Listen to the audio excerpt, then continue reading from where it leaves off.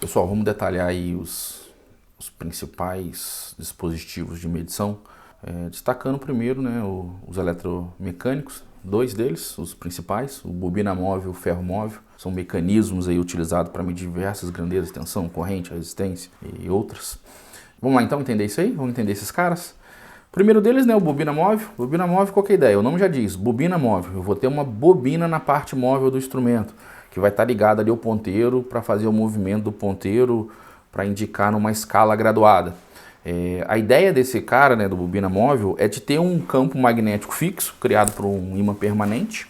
E esse ímã permanente aí vai interagir com um fluxo magnético criado pela bobina móvel. E nessa bobina móvel vai circular uma corrente elétrica. O que leva essa corrente elétrica até essa parte móvel do instrumento? São molas que, além de fazer a força antagônica, né, do movimento, vai também levar o sinal elétrico de corrente para essa parte móvel do instrumento. Mas como é que então esse ponteiro move, né? O que faz esse cara mover? São forças. E essas forças vêm da onde? Qual que é a ideia para fazer esse cara mover? Essa força aí motriz, ela é criada pelo fenômeno da força de Lorentz. A ideia da força de Lorentz é o quê? Se eu tiver corrente elétrica circulando num fluxo, num campo magnético, dependendo da direção e sentido entre esses campos, né, entre esses vetores que representam esses campos, eu vou ter uma força resultante, que nada mais pode ser representado por um produto vetorial entre o vetor direção e sentido de carga elétrica e o vetor direção e sentido da densidade magnética. Por exemplo, se for 90 graus entre eles, pela regra da mão esquerda aí, eu vou ter uma força aí perpendicular a essas duas grandezas aí, tá bom? Criando um eixo ortogonal aí. Isso, lógico, se não for paralelo. Da mesma forma que eu posso entender que essas forças têm uma intensidade, ou seja, o valor escalar dessa força aí, não apenas a direção dela, mas também a intensidade dela depende do quê? Depende da intensidade da corrente, do número de espiras, do comprimento do condutor imerso no campo magnético e a diferença angular, né, o seno do ângulo entre esses dois caras, o fluxo e a corrente. Então, entendendo isso, eu consigo ter uma força motriz proporcional à corrente. Se eu entender que o número de espiras não vai mudar, que o comprimento do condutor inserido no campo magnético não vai mudar e que o seno do ângulo entre essas duas grandezas também não vai mudar. Como é que eu posso garantir esse tipo de coisa? Principalmente esse ângulo entre as grandezas. A gente consegue entender que o fluxo magnético, se eu tiver ali sapatas polares e um núcleo magnético na parte móvel, vai sinalizar para a gente que eu vou ter sempre um fluxo magnético naquele gap ali, radial ao eixo. Radial, na direção radial do eixo do movimento circular.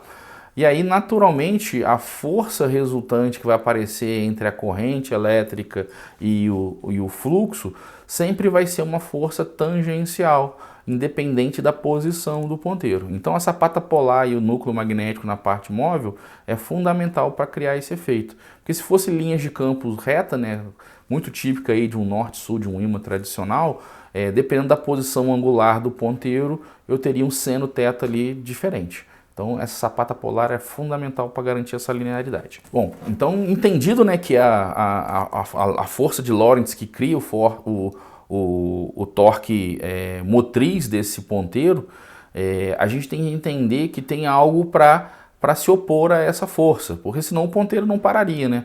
E o objetivo do instrumento é exatamente parar em algum lugar proporcional àquela grandeza que eu estou medindo. E para isso eu tenho que usar o quê? Eu tenho que usar uma força antagônica, muitas vezes, como eu falei agora há pouco, da mola. A gente sabe que a força de uma mola ela é linear com o deslocamento dessa mola. Seja essa mola linear, seja essa mola helicoidal, por exemplo, então, ou espiral. Essa mola espiral ela vai ter um torque antagônico proporcional ao deslocamento angular desse eixo. Então, essa mola faz esse papel antagonista. E naturalmente, quando eu tenho a força motriz criada pela força de Lorentz devido a uma corrente passando na bobina e a força antagônica da mola forem iguais, eu vou ter uma aceleração igual a zero. Só que não é apenas essa força antagônica que pode existir nesse sistema. Eu posso existir uma força antagônica também de amortecimento. E isso é feito pela construção ou encaixe na parte móvel de um quadro de alumínio. Qual que é o objetivo desse quadro de alumínio ali junto com as bobinas ali na parte móvel? É de criar esse efeito de amortecimento. Como? Através de correntes de Foucault. O objetivo da corrente de Foucault é criar uma corrente naquela superfície do alumínio que vai criar um fluxo magnético que se opõe ao movimento, fazendo uma frenagem de Foucault ali. Isso é muito utilizado para exatamente amortecer o deslocamento de um ponteiro desse, porque dependendo do degrau do sinal que eu ponho ali, ele pode disparar e chegar e bater num fim de curso, aí danificando mecanicamente o instrumento. Então esse quadro de alumínio serve para fazer esse amortecimento. Então é interessante falar, né, que o ângulo de posição de um ponteiro desse, né, de um eixo desse do bobina móvel, ele é proporcional, fica exclusivamente proporcional à corrente. Se eu aumentar a corrente, eu vou ter um resultado linear de movimento angular, de posição angular do ponteiro, tá bom? Isso é importante a gente destacar. E aí, entendendo que existem essas relações de três forças, né, aí vem aquele conceitinho de força igual a massa vezes aceleração, no movimento linear. Ou seja, se eu tiver uma força igual a zero, eu vou ter uma aceleração igual a zero. Diferente também, né, se eu tiver um resultado de força, dada uma certa massa, eu vou ter uma certa aceleração. Essa mesma analogia pode ser feita para um momento circular, para um movimento circular, onde eu tenho aceleração angular associada a um momento de inércia, e igualando isso a uma força, um torque, um conjugado resultante. Resultante do quê? Da diferença entre um conjugado acelerante e um conjugado antagônico, composto de duas partes. Há aquela antagônica devido à oposição criada pela mola e aquele conjugado antagônico criado devido ao amortecimento ali do quadro de alumínio. Bom, na hora que a gente põe no papel aí essas equações aí e entendendo que o conjugado motriz depende de um KI, né, que seria algo proporcional à corrente, que o conjugado antagônico da mola é em função do deslocamento angular do ponteiro e que o conjugado amortecedor é proporcional à variação desse ângulo ou em função da velocidade angular desse ponteiro, a gente consegue montar uma equação aí de equação diferencial de segunda ordem, que aí vou ter parâmetros K1 e K2 para definir a condição estável dessa equação. Então aí a gente pode ver que isso, dependendo do projeto, dependendo ali do número de espiras, dependendo ali do quadro de alumínio, da massa, do momento de inércia do conjunto, eu vou ter um tipo de movimento do ponteiro, onde ele vai sair do repouso até a posição de regime. Ele pode acontecer de forma amortecida, de forma subamortecida e assim por diante. Então o comportamento do ponteiro vai depender do projeto do medidor eletromecânico. Uma outra construção ou forma de construção de instrumento móvel, eletromecânico móvel, é o ferro móvel, que já é um conceito diferente. Em vez de eu ter no eixo, na parte móvel, uma bobina, o que eu tenho ali é um material magnético sendo atraído, criando o movimento do ponteiro. A gente sabe que esse efeito é devido à atração magnética, né, de metais. Então se constrói uma bobina fixa e o fato dela ser fixa, eu posso ter bobinas com bitolas, com condutores com bitolas maiores, deixando o equipamento mais robusto. A mola não precisa mais passar sinais elétricos, ou seja, ela pode ser uma mola que não tem essa característica condutiva aí. E principalmente o núcleo pode ser uma massa muito robusta, um eixo com material ferromagnético ali muito robusto. Então isso permite que esse instrumento funcione ali para diversas medições de grandeza, como corrente e tensão. E o fato de utilizar ali a força de atração magnética para fazer a indicação do ponteiro tem algumas vantagens. A desvantagem é que esse instrumento aí passa a não ser tão linear como bobina móvel, porque essa atração de forças depende do quadrado da intensidade da corrente. Okay? A corrente aí cria forças de atração aí não lineares. O fato, né, do ferro móvel funcionar com a atração do núcleo magnético, isso traz diversas vantagens. Essa robustez, né, onde o núcleo pode ser algo muito simples. Entretanto, né, essa relação da atração e a força de atração não ser linear é um diferencial dele. Mas ele é muito robusto e ele funciona tanto para sinais alternados, quanto para sinais contínuos, funcionando melhor para sinais alternados. E já que ele funciona com sinal alternado, né, como é que eu vou fazer então esse amortecimento? Uma característica interessante desse tipo de instrumento que na parte móvel é adicionado ali um amortecimento mecânico, através de follers, por exemplo, onde eu tenho ali um efeito ali de amortecimento por variação de fluxo, de fluidos, no caso, o ar. Então ali vai ter um foley ali, onde ele vai fazer o mesmo efeito do alumínio lá no bobina móvel. Tá, beleza. Isso então são os principais aí eletromecânicos. E os digitais? Como é que funciona o instrumento digital? Aquele que aparece ali no displayzinho de 7 segmentos, o número da medida que você está usando. Como é que ele funciona? Então o desafio desse instrumento é pegar uma informação analógica e transformar ela numa informação digital visual ali através do display. E como é que ele faz isso? Ele tem alguns elementos. Primeiro, toda a parte de entrada do sinal analógico, onde esse sinal é tratado, e vai chegar um ponto que esse sinal vai ser convertido através de um conversor analógico digital. Esse sinal analógico para digital, a partir do momento que ele está digital, você começa a trabalhar essa informação através de algumas lógicas, alguns algoritmos que você implementou fisicamente naquele dispositivo, através do que a gente chama de decodificador.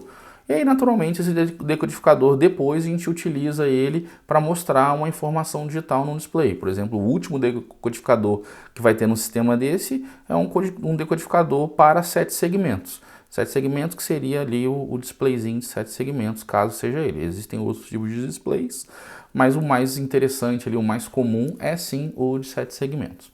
Tá? Então, basicamente é isso. Conversão analógica digital, decodificador e mostrador digital. Isso do eletrônico digital mais comum, mais trivial que se possa ter. E existe sim um desafio aí, né, na capacidade desses instrumentos, que está exatamente nessa capacidade de converter um sinal analógico digital, basicamente dependendo de duas variáveis. A resolução dessa conversão analógico digital, né, o quanto eu vou conseguir ter de resolução nas informações digitais, e o tempo, né, que seria aí a amostragem do sinal, que seria o tempo de conversão. Então, essas coisas são um pouco antagônicas. Em geral, se você aumenta muito a resolução, você perde tempo para fazer isso. E aí você fica com a amostragem menor. Mas vai ter aula específica que a gente vai falar sobre esse cara aí, tá bom? Nesse momento, o que basta para a gente é entender como utilizar um instrumento desse digital, né? Então a gente sabe se ele é um instrumento digital, ele vai ter alguns dígitos no display, e o fabricante define através da contagem total do display o que pode ser apresentado de resultado daquela medida que está sendo medida, naquela determinada grandeza. Então você vai pegar um instrumento digital e vocês vão ver aí os dígitos dentro dele aí, e vocês vão ver que vai ter instrumento com mais ou menos dígitos, displays chegando a valores de 0 a 9 e outros indo de 0 a 1, de 0 a 2, de 0 a 5. Essa definição aí vai depender de um certo código, que eu estou colocando aí na tela para vocês aí, o XY/Z. O que é esse XY/Z? O X, né, é o número de displays que vão do valor de 0 a 9, para você ter a possibilidade de ter informações de 0 a 9.